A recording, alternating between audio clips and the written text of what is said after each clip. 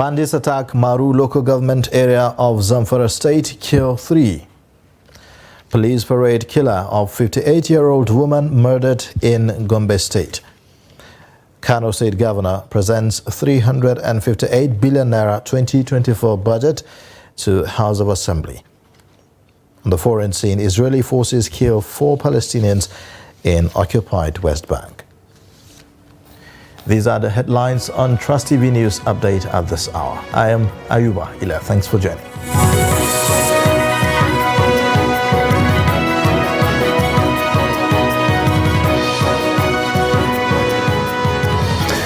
Beginning with security matters, bandits have attacked the Nasarawa area in Maru town, the headquarters of Maru local government area of Zamfara state.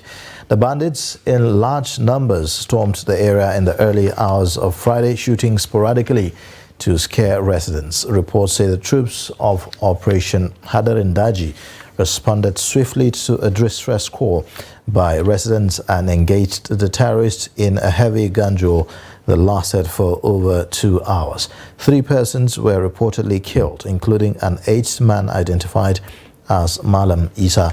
On Thursday, the defense headquarters said the troops have eliminated more than 100 terrorists in airstrikes carried out by the Nigerian Air Force on the border between Niger and Zamfara states. The police in Gombe have paraded the suspected killer of Aishatu Abubakar, a 58-year-old woman who was brutally murdered in Gombe state. The suspect, Mustafa Adamu Isa, has confessed to have acted alone while committing the crime. Trust TV's Ibrahim Ismail reports. This is Mustafa Adamu Isa, popularly known as Abbati, an 18-year-old suspected killer of Aishatu Abubakar, a resident of Jekadafari in Gombe metropolis. The suspect allegedly killed the victim on the 20th of October 2023 at her residence in Jekadafari. According to police investigation, the suspect broke into the residence of the victim, who is his neighbor, claiming to be searching for a spanner she seized from him, but allegedly killed her after she asked him to leave. The suspect mentioned above was arrested on October 22, 2023 at around 01:30 p.m. in connection to the case, following credible intelligence received by the investigative team, which was constituted by DC Operations CP Hayat Usman on behalf of the command. The 18-year-old, who initially mentioned one Idris Abubakar as his accomplice, later confessed to committing the crime alone. I really regretted my actions. I couldn't sleep since the incident happened. I am seeking for Allah's guidance. The command also arrested 8 other suspects over alleged kidnapping, culpable homicide, armed robbery, among others. According to the police, all the suspects will be charged to court. Ibrahim Ismail, Trust TV News, Gombe. And the wave of security challenges continues to be a source of worry despite huge money spent by successive governments in Nigeria. In Benue State, residents say that one of the strategies that worked in the past was the involvement of community in internal security. Jimmy Azandi reports. The residents say introduction of vigilante groups to help the conventional security agencies in fighting criminal elements will bring positive results. This, they said, was a situation in most communities in the past. Because they are people who are the indigenes, and so they know the problems, they know their terrain, they know who are the visitors, and they know who, even among community members who are, have criminal tendencies. So it's always good that, that level of security machinery, we know how best to handle security situations. And this will be more effective if they work hand in hand with the conventional security. You can't just send somebody else to come and fish out a criminal in your area. Definitely, if the person comes, the people in the environment may either hide the person up or the person will run and hide it up. The people that are choosing within the same community who are the vigilante will do the job better. Why? Because they know them, They know who, they know where they can hide, and they know how and when they can arrest them. Some residents said a thorough recruitment process is required to bring the right people on board. But you see, in our state, you discover maybe because they are not well taken care of in terms of monthly stipends or salary, as the case may be, they turn to be they sometimes become nuisance in our communities. They exploit people as if, to me, I sometimes I feel they who are supposed to be guiding and protecting people at the rural communities turn to become the problem of our society, because you see them at night pretending to be our security, yet we have issues of criminality still going on within the community.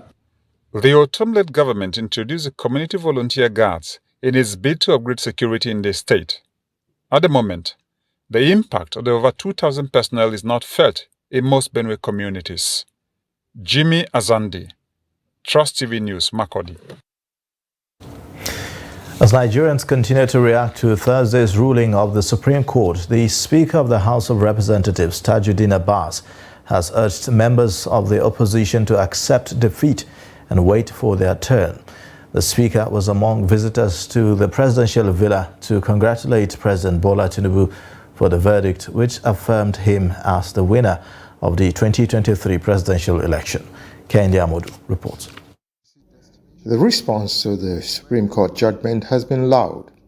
The voices of celebration by members of the ruling All Progressive Congress have not drowned out the sounds of protest from followers of the opposition. It is not surprising that all those coming into the presidential villa are celebrating and are pointing out that the litigation process has come to an end. For the peace and stability of this country, all the judicial issue has been exhausted now, and it is now time for governance.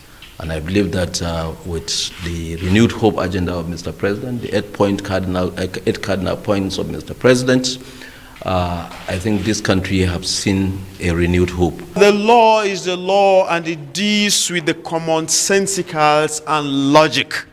It's logic. What you say comes back to haunt you. What you present is the same thing. So these are people who are quite meticulous with the books.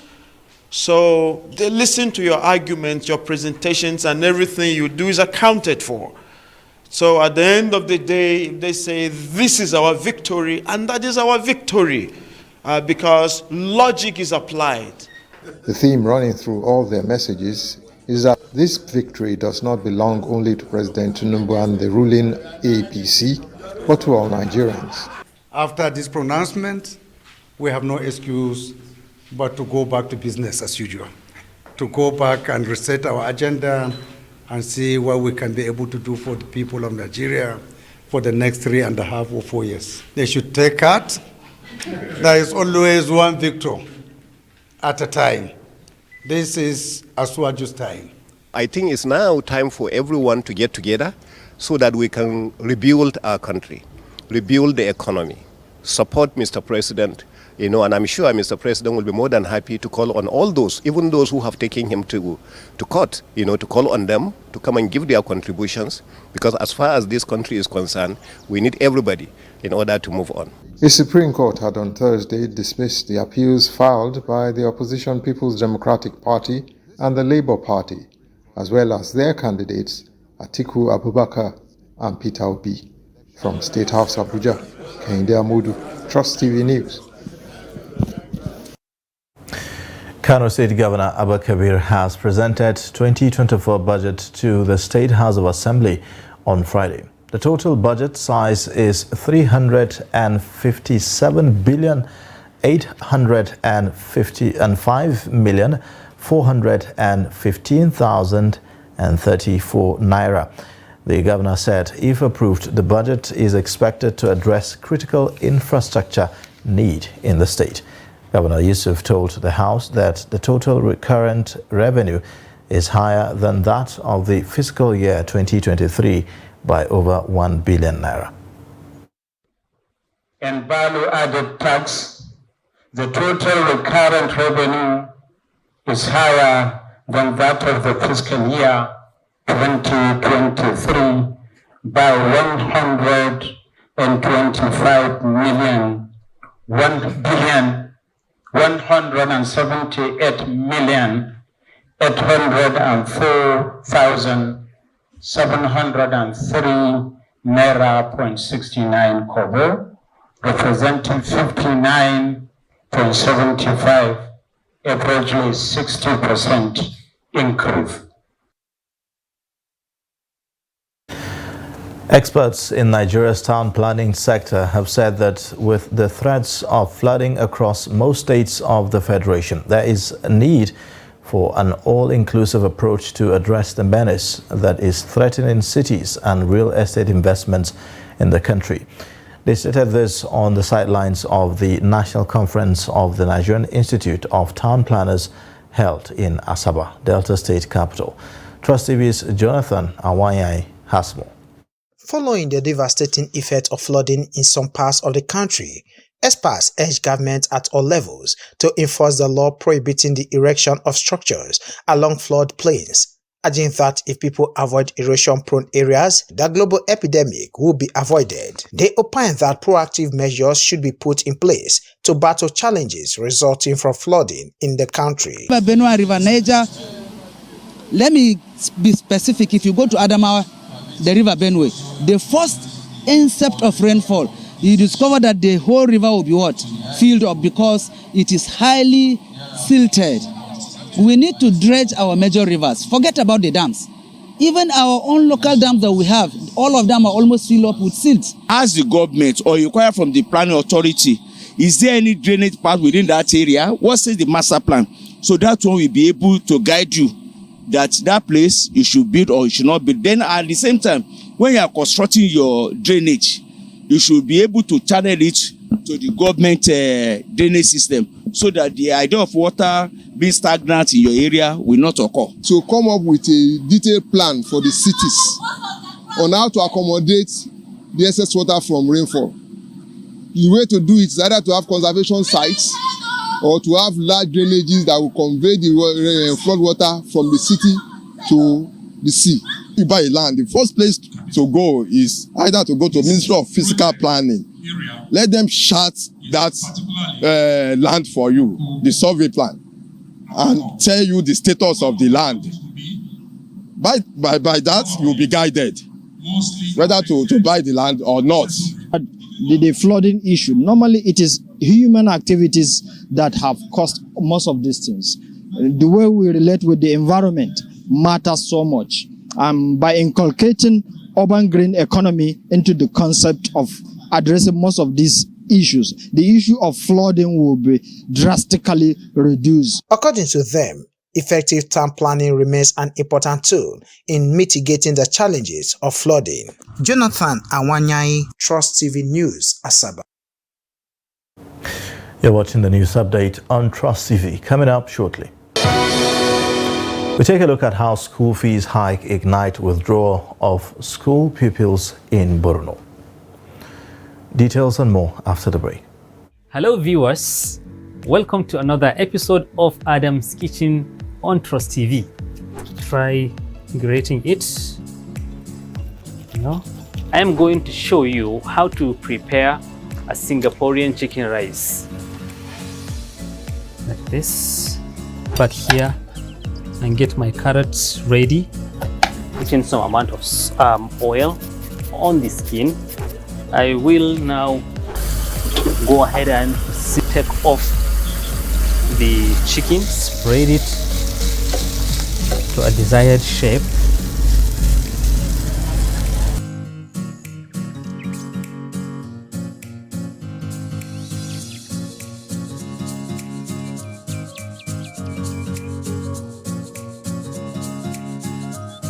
You are aware that some of your political opponents have alluded to your tenure in Ondo as something that was not democratic. Of course, in big society, everybody cannot like you.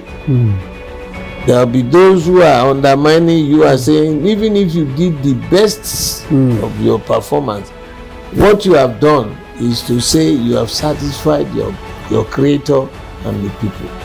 I bet you, in my memoirs, if I show you what General Babangida wrote when he visited us, was more than enough to prove that those people talking, they can talk, because you can't lie to him. And I knew, because when I now went into full political activities, if I had been bad to them, they would never have allowed me.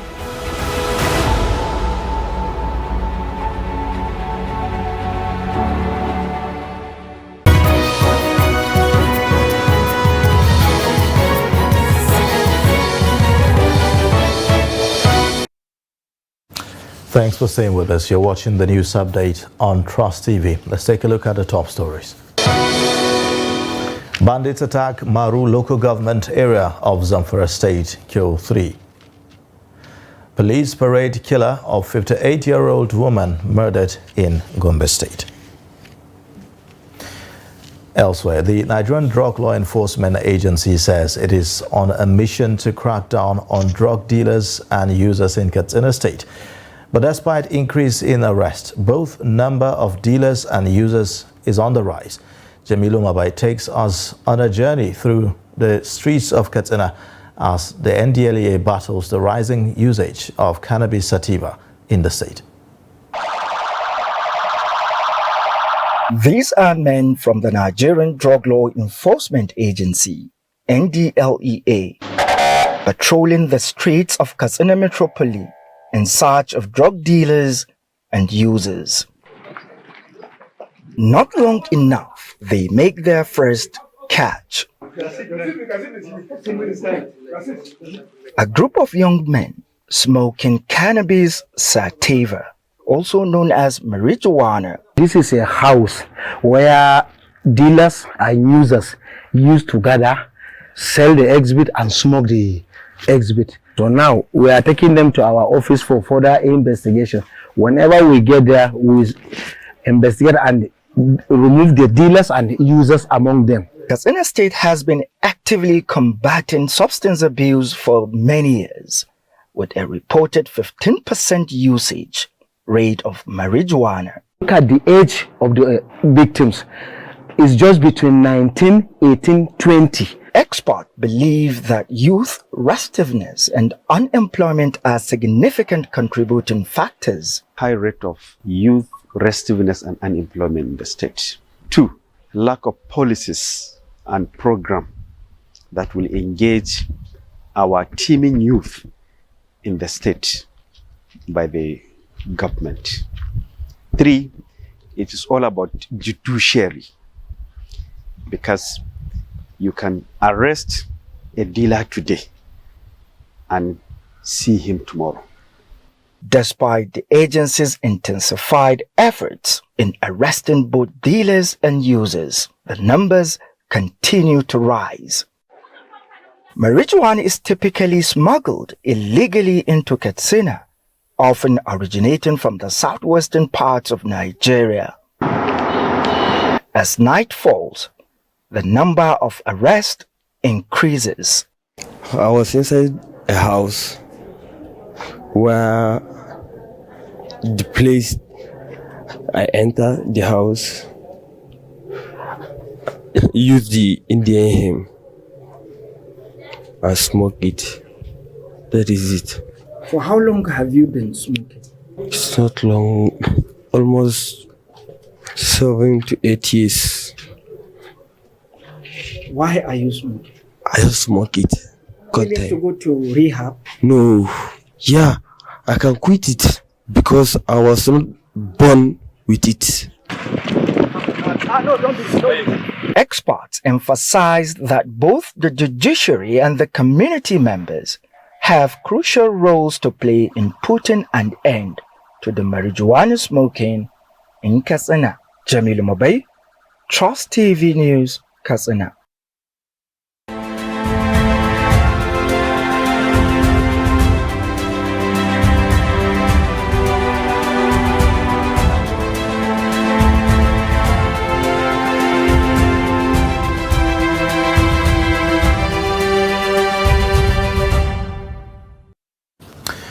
The economic hardship experienced in the country has forced some Nigerians to withdraw their wards from school following an increment in fees. Trust TV's Bitrus Kuruti, who spoke to some parents in Maiduguri, said that the current situation in the country is a struggle for survival for them first, while every other thing is secondary.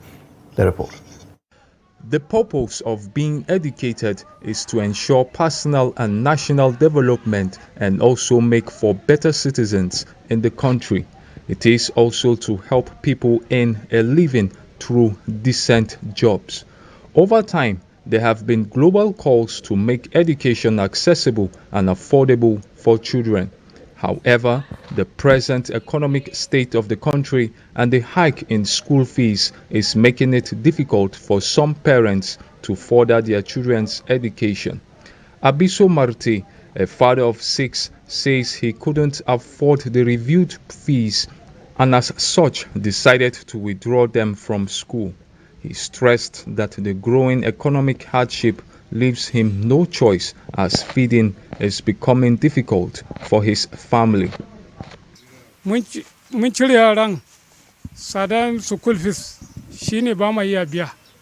I had to withdraw them from school because of the high cost of school fees. We can't pay it.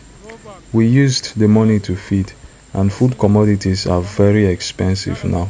They will learn handwork for now until things get better. I have 2 children who are now staying at home. They cannot even go to public school because of the high cost of living. This sort of palliative they are doing is not even affecting. It's not going direct to the parents.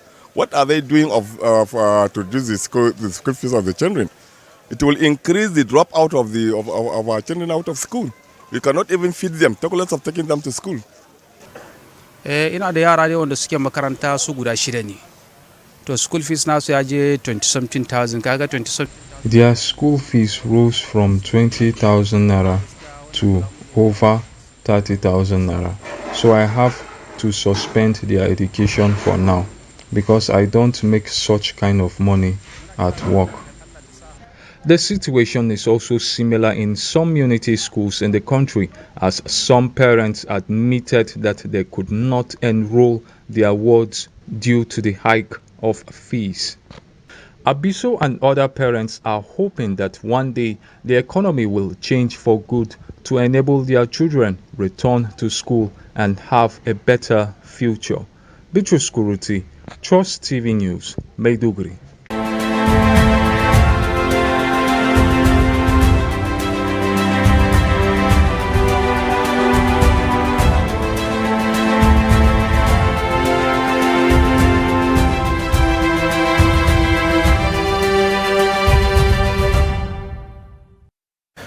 And away from Nigeria, Israeli forces have killed 4 Palestinians during raids in the occupied West Bank as its war against the Hamas group in the Gaza Strip continues for 3 weeks.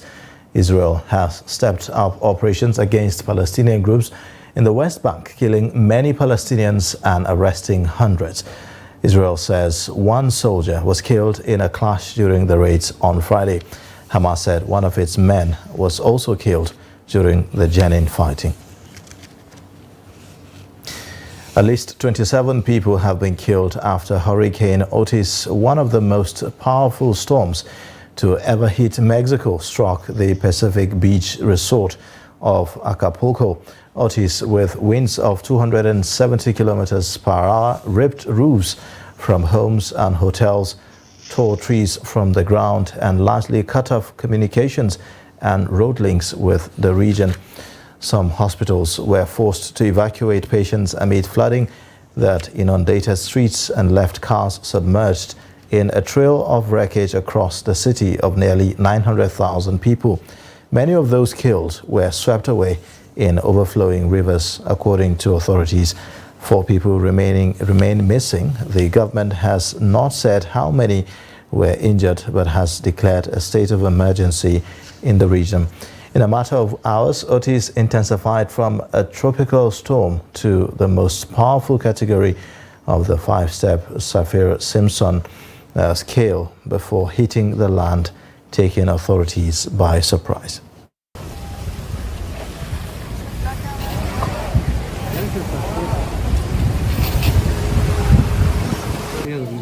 Las albercas bien bonitas.